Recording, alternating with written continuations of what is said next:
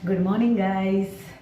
आज सुबह मैं किचन में आई। वैसे किचन में मैं रोज ही आती हूँ, दिन भर आती रहती हूँ, मगर आती क्या हूँ खाने के लिए। कुछ भी आड़ा टेढ़ा, कुछ भी ऐसी फालतू की चीज़ें बना के खा लेती हूँ, क्योंकि प्रॉपर तरीके से मेरे से खाना बनता नहीं है। मैं कुक बहुत अच्छी हूँ, मगर मेरे से ना आजकल पता नहीं कि क्या हो गया मुझे, कि मैं ढंग से कुछ भी बनाती हूँ ना तो मेरा खाना बिगड़ जाता है। कुछ भी गैस पे मैं क्या बोलते हैं, चावल रख दूँ, दाल रख दूँ, रोटी रखूँ, खड़े रहती हूँ और पता नहीं कितना ध्यान रहता है, रोटी जल जाता है। असल में थक इतनी जाती हूँ मैं, असल में दोनों चीज़ ना मैनेज नहीं हो पाती है। देखो, घर और बाहर भी, अगर आप लोगों को पता है कि अगर कोई आप ऑफिस में काम कर रहे हैं या कहीं बाहर जाके काम कर रहे हैं तो वो घर में आके वो काम नहीं कर पाते। मगर मैं अकेली, यानी है बच्चे मगर वो पढ़ने वाले बच्चे, और मेरे जो हस्बैंड है जिनसे मेरा डिवोर्स हो चुका है, वो भी बीमार रहते तो बेटा वहाँ पे ज़्यादा जाता है, क्योंकि ठीक है उनके पास रहना चाहिए। मैं तो कहती हूँ कि बच्चे जाएँ, मगर मैं अकेली इतना मैनेज नहीं कर पाती हूँ, मैं बहुत थक जाती हूँ। और पहले तो ये था कि मैं और मेरे दो बच्चे थे तो चलो कैसे भी चल जाता था। फिर इन्होंने एक डॉगी को लेके आ गए।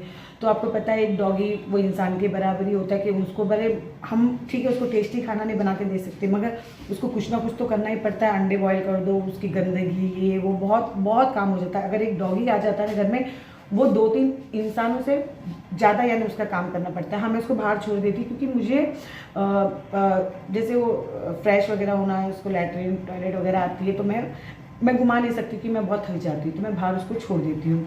पहले हम 3 थे, अब मेरी नानी भी मेरे पास आ गई है। नानी की एज हो गई है 85 और या 90 के करीब हो गई है वो मैं मुंबई से उन्हें लेके आ गई। कुछ ऐसे फैमिली इशू था तो मैं उनको लेके आ गई। वो बाथरूम में 2 बार गिर गई वही है, मगर एक पता नहीं क्या है, छोड़ो। मगर अब वो जिद कर रही है कि रोती है कि मुझे जाना है वहाँ पे, क्योंकि एक मैं मुस्लिम घराने से हूँ और मैं जहाँ पे मैंने शादी की थी तो वो ब्राह्मण वगैरह है, तो ब्राह्मण है वो।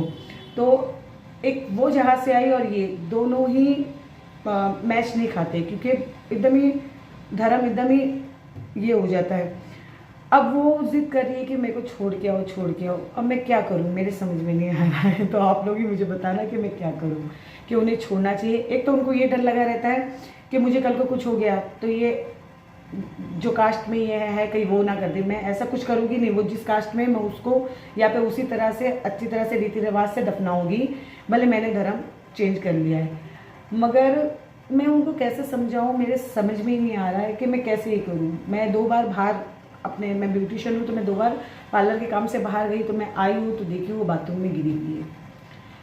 तो मैं अकेली हूँ, मैं मैनेज बिल्कुल नहीं कर पाती हूँ। मगर मैं ठीक है, मैंने अभी एक मेट से बात की कि क्या लोगी आप कि या पे रहोगी, तो उन्होंने बताया कि कुछ हाँ इतना इतना, तो हम वो कर लेंगे। मगर मैं उनको कैसे समझाऊँ, मेरे समझ में ही नहीं आ रहा है कि कहीं नहीं जाना है, क्योंकि यार मैं अच्छे से उनको रख सकती हूँ, मगर वो अपना दिमाग अगर यहाँ पे लगा लेना, दिल और दिमाग, तो मुझे मालूम है उनकी सेहत भी अच्छी हो जाएगी और सब कुछ। मगर एक है कि वो कहीं पूरी ज़िंदगी उनकी कहीं निकली और अचानक उनको ये कर दे, तो फिर आपको तो पता है यार, मैं यहाँ पे रह रही हूँ और मैं अचानक कहीं जाऊँगी और सब नए माहौलों में, तो मैं वहाँ पे एडजस्ट नहीं हो पाऊँगी। मगर कोई नहीं, करेंगे धीरे धीरे भी उनको मनाने की कोशिश कर रही हूँ। मगर मैं क्या करूँ, आज क्या बना के खाऊँ। मैंने मालूम है सुबह बना ली इडली तो बना ली, अब सांभर और चटनी बनाने में आ रहा है जोर। अब मैं इस इडली को एक काम करती हूँ, इस इडली को मैं छोक के बिना मेहनत वाले काम करूँगी। ये इडली तो बनाई का बहुत सॉफ्ट बनी है। असल में क्या हो गया था, मैंने रात को घोल तैयार किया, चलो अभी हल्की हल्की सर्दी और गर्मी होती तो ख़राब हो जाता, तो ये बहुत ही सॉफ्ट बनी है। तो मैंने इसको इडली को तो बना दी, अब सांभर और चटनी कौन बनाई, क्योंकि मुझे बाद में याद आया कि मेरे घर में मैंने कल डी मार्ट गई थी, मैंने सब कुछ सामान लेके आया, मगर मैं लेके आई मूंगफली लेके आई, मगर मैं वो क्या बोलते हैं उसको, चने लाने भूल गई थी। चने से चटनी और नारियल की चटनी बनती है। अब मैं सोची कि इसी को कट करूँ और इसको जो सांभर मसाला है उससे मैं छोंक दूँ और उसी को खाऊँ। अब मेरी नानी ना वैसी, क्योंकि हमारे जो घर में वहाँ पे नॉनवेज वगैरह प्रॉपर तरीके से बनता था, और मैं वेज ज़्यादा बनाती हूँ, मैं नॉनवेज वगैरह नहीं बनाती। सिर्फ डॉगी के लिए चिकन लाती हूँ, बॉयल करती हूँ। नॉनवेज मेरे घर में कम बोले तो बेटे वगैरह नहीं खा रहे कोई भी, तो बहुत ही कम बन रहा है। तो मैं आज इनको मेरे को कल बोल रहे थे तो क्या क्या, उनको क्या मालूम है, उनको भरोसा नहीं कि मैं खाना बना सकती हूँ, क्योंकि मैंने बचपन से कभी खाना नहीं बनाया।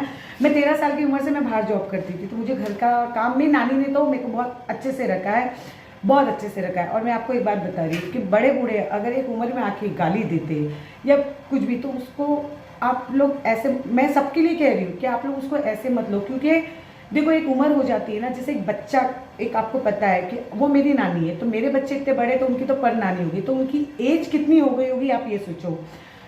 तो मैं सबको ये कहती, अगर कोई बड़ा बूढ़ा एक उम्र में आके गंदी गाली दे रहा है या बुरा भला कह रहा है या कोस रहा है, तो आप ये सोचो कि उसकी दिमाग की स्थिति क्या हो गई होगी। क्योंकि कई बार ऐसा होता है, इंसान ना माहौल देख के भी एक तरीके से ना एक डिप्रेशन में आ जाता है, क्योंकि वो चाहता जो है वो चीज़ हो नहीं पाता है। और मैं आपको बता रही कि वो मेरी नानी है और मैं 40 की हूँ, और वो 41-40 की हूँ मैं, और मेरे बच्चे हो गए तो उनकी परनानी, अगर आज मैं मेरे बच्चों की शादी कर दूँ तो उनके भी बच्चे हो जाएंगे। तो आप ये देखो कि उनकी एज कितनी हो जाएगी। तो इस उम्र में आके इंसान का जो दिमाग होता है ना, वो बच्चे जैसा हो जाता है। तो यार प्लीज़, मैं सबको ये कहती है, अगर इस उम्र में आके अगर बड़े बूढ़े कुछ कह रहे हो ना, तो इसको आप लोग गलत में मत लो, क्योंकि यार उनकी उम्र ही कितनी है। आप ये सोचो कि हम पे भी ये चीज़ आएगी। मैं आज मेरी उम्र में मैं चिड़चिड़ी हो चुकी हूँ, क्योंकि एक होता है कि दिमाग में ऐसा लगता कोई नहीं है, आगे पीछे कोई नहीं है, बच्चे ये क्या होगा क्या नहीं, काम का, इसका, हर चीज़ का प्रेशर होता है। तो मैं भी बहुत गुस्से में रहती हूँ, मैं भी बहुत उल्टा सीधा बोल देती हूँ। मैं मेरे घर वालों को नहीं, मैं आस पड़ोस वालों को भी बोल देती कई बार गुस्से में, मगर उन लोग मेरी मजबूरी समझते कि मैं काम की वजह से परेशान हूँ, हर चीज़ की वजह से परेशान हूँ, तो उन लोग मेरे को सपोर्ट भी करते हैं। तो ये होता है सपोर्ट, क्योंकि अगर कोई इंसान गाली दे रहा है या कुछ कर रहा है, तो इसका मतलब ये नहीं कि वो इंसान बुरा है या वो दिल से बुरा है। अगर वो इंसान बुरा होता तो वो लाइफ में कभी आप लोगों के लिए कुछ करता नहीं, वो सिर्फ अपने बारे में सोचता। मगर मेरी नानी ने अपने बारे में कुछ नहीं सोची, उन्होंने हम सब बच्चों के बारे में सोचा। तो मैं तो ये चाहूँगी कि वो जीवन भर मेरे पास रहे, जितनी भी उनकी ज़िंदगी है, 1 साल, 2 साल, 6 महीने, 10 साल या 50 साल, मैं जब तक जीऊँगी मैं उनके लिए करूँगी। मगर मैं नहीं चाहती कि वो यहाँ से जाए, मगर मैं उनको कैसे समझाऊँ, क्यों अब तुझे यही रहना है। मगर मैं तो ये कहूँगी ऊपर वाले से कि उनको धैर्य दे कि वो, हाँ ठीक है, अब कोई नहीं है, यही है। तो